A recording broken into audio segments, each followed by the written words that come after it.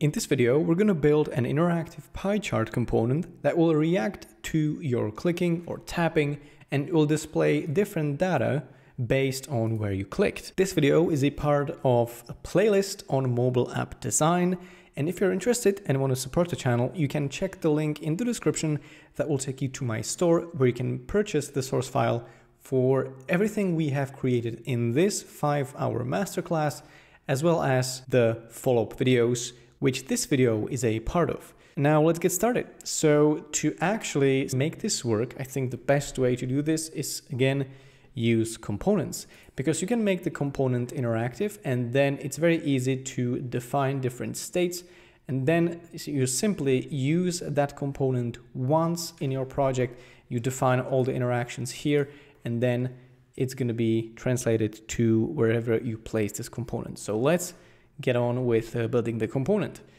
To create this chart, this pie chart, I'm gonna press O on my keyboard for the ellipse tool, and I'm gonna create a chart that's gonna be about similar in size to these actually. So remember that we're doing this for a container that's 329. So let me just do a frame that's 329, and everything is gonna have to fit inside of this container, right? So I think it makes sense for our chart to be about this big. So 200, 220 points maybe. And the next thing I'm going to do is I am going to grab this little circle over here and then drag this out.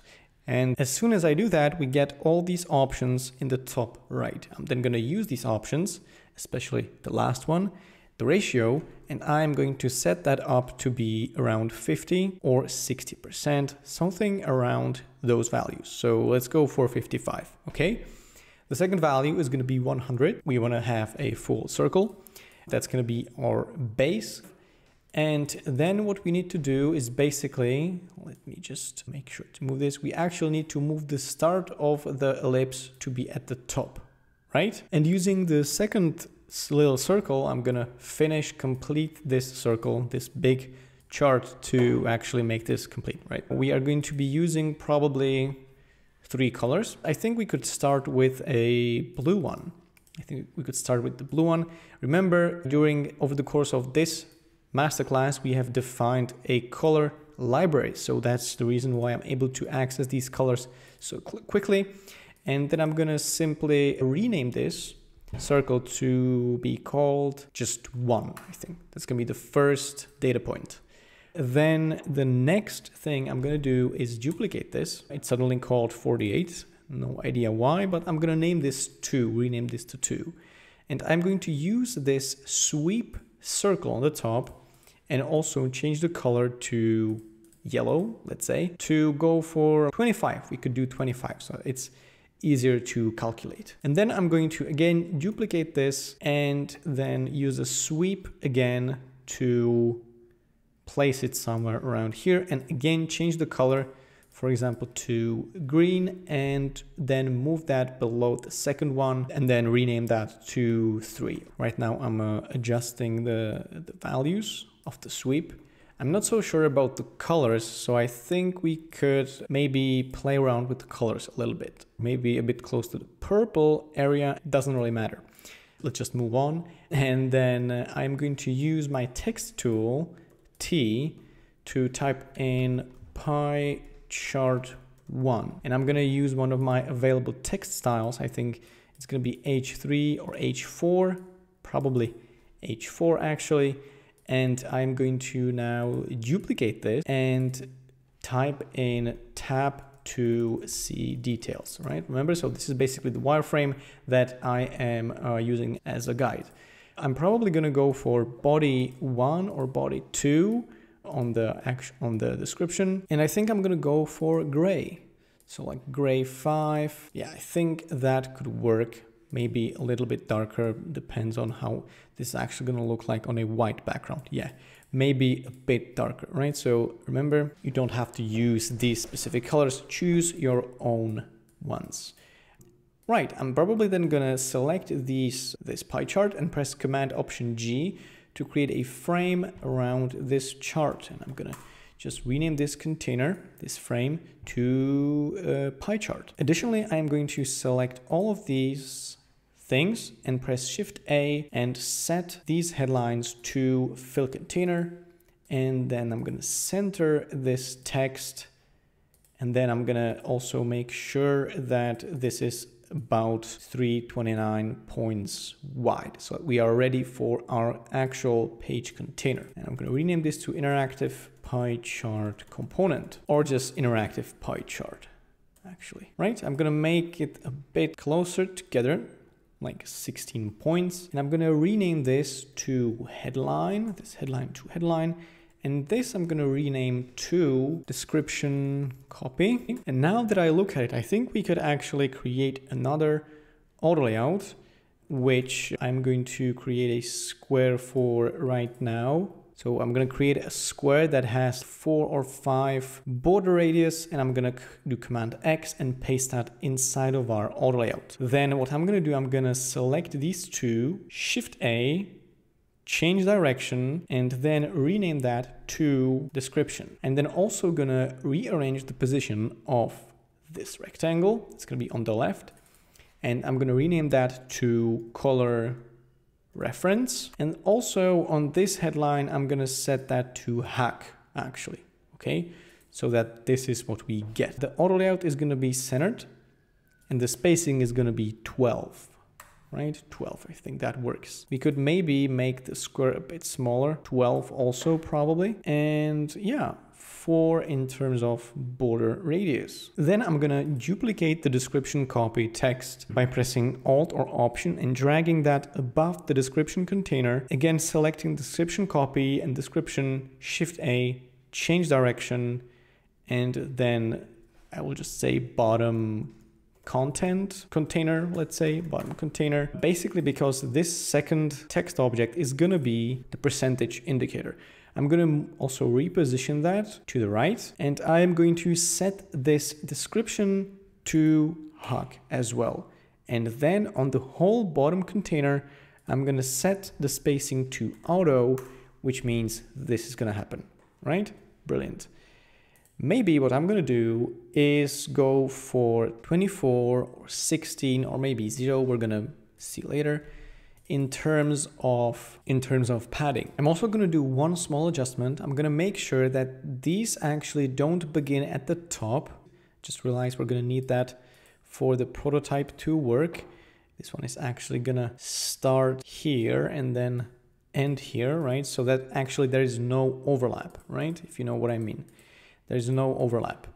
So below each of these color areas, they're just transparent background. Okay, great. Now I'm going to just move this down here, and I am going to make sure that this is not visible, as well as the color reference. And so all that remains is a centered tab to see details claim. I am then going to duplicate this, right? And I'm going to enable the color reference and then the description copy. Okay, what I'm going to do then is select this rectangle and sample the color from here. And then what I'm going to do, I'm going to select the number and I'm going to set that to black, right? We're going to make sure that is visible. And in terms of this headline, I'm going to also set that to, I think, gray 1 or maybe black as well. Again, something that's going to be clearly visible.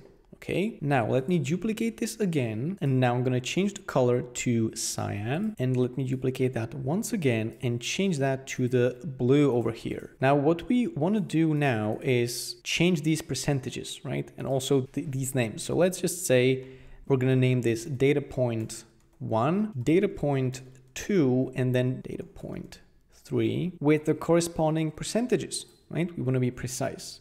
So this one is going to be 16.67. Let's round that up to 17%. This one is 20.83. Let's round that up to 21. And then this one, 62.5. That's going to be 63. And now, of course, we have rounded these up. So this in total is not 100%, right? Because all of these were rounded up. So I'm just going to probably change this one to 62, right? Just so that these add up to 100 actually. 17 plus 21 is 38 plus 62, that's 100%. And you can also notice that this is responsive, right? In a way, it's responsive. Not that we would need more breakpoints, but you never know, right? So you want to be prepared for multiple breakpoints, multiple sizes, and it's also easier to manage, honestly.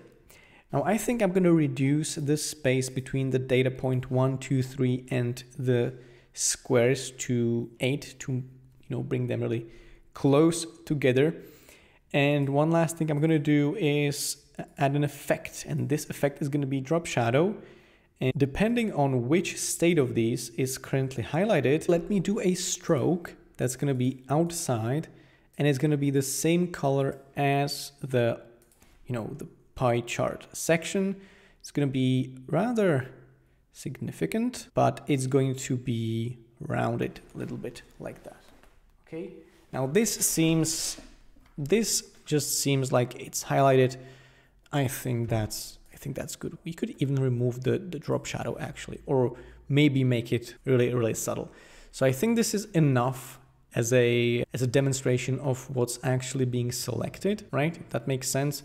And we want to do the same for data point 2 and 3. Now I will then select this one. I'm going to actually copy the stroke and I'm going to copy the stroke first, paste outside, and that's going to be 6, right? 6. But the color is going to be this cyan, and it's not going to be like purple, obviously. And also I think we could move this to the top. So always whichever one is going to be highlighted, that's going to be on the top as well. And we could again make it softer around the edges. And the shadow, of course, let's copy the shadow and then also copy the color from here so that it corresponds. So basically what we want to do is the same effect for this one, except it's going to be data point 2. And then data point 3, stroke, 6, outside, and softer. And also the object's going to be at the top. And also the stroke color is going to be this color. And there's going to be transparency again, or something like that. Let's copy the effect, the drop shadow, paste, and then the color, different color of the shadow, right? Depends. I'm not sure if we're actually going to keep these shadows, but let's try that first, and then we can always remove this shadow. Okay, great. Now I think we're ready for actually turning this into a component. So what we did here, we essentially prepared all these 4 states, but they are not interactive in any way, right? Nothing happens if you click it, when you place it on a frame actually, and we want to make this work essentially. So what we need to do is select all of these objects, go to components and create component set. Awesome. And now we want to go to properties, and the property is going to be called state. And now this one is default. This one is going to be 1. This one's going to be 2. And this one is going to be, notice this alert, it's going to be 3. And we get no alerts anymore. So our naming of variants has no issues essentially, right? Now what I'm going to do is I'm going to select this object and this object. I'm holding down Command and Shift. I'm selecting these purple 2s, right? Except for this state.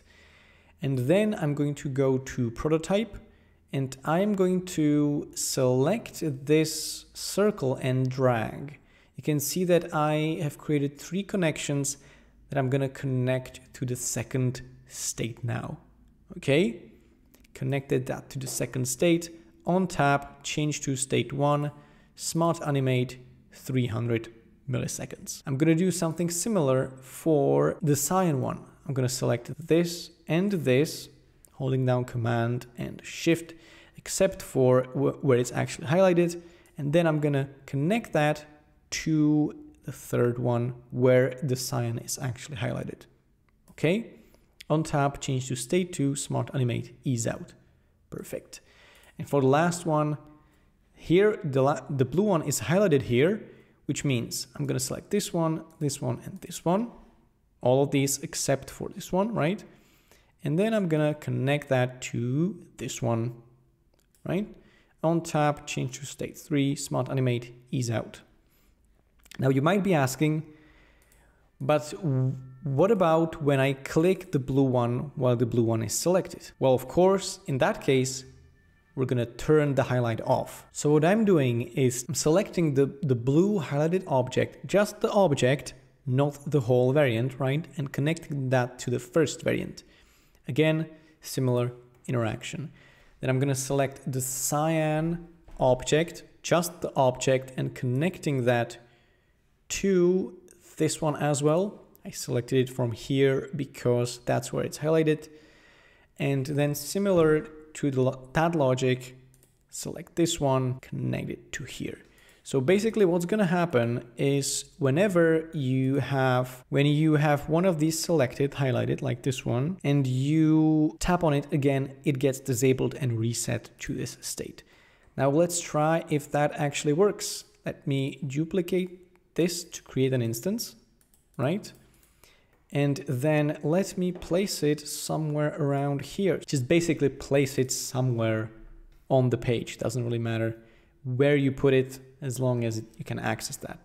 Now let me launch the prototype. When I launch the prototype and go to the design system where it's placed, you can see that it kind of works.